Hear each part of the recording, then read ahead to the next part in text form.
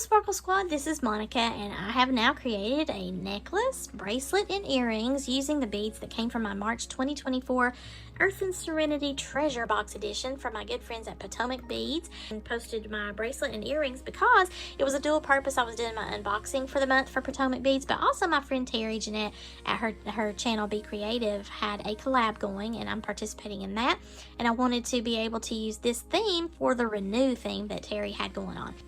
I pretty much mimicked what I was doing with the bracelet as far as the beads that I used, but the pattern is not the same based on what beads I had left over and what I wanted overall lengthwise. So I think it looked really cool. And then I did another one of, I used that cord, that linen cord all the way through here, just like I did on my bracelet.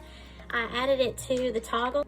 For the necklace, I've got 2 additional loops on this side that my bar can go into to extend the length of the necklace a little bit. This is actually a 21-inch necklace, but you could put some of that E6000 or some other jewelry making glue onto your knots. It kind of balances it out because I was making a length of cord over here for the extension piece.